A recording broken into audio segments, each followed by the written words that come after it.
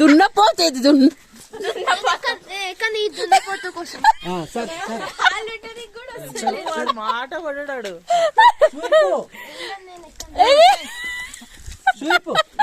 నాన్న మీద బరువు ఎక్కువ.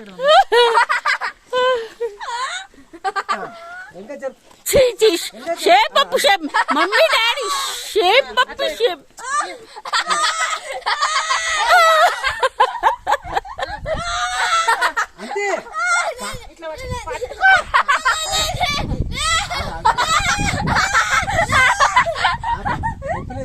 ఓకేనా సరే ఫోటో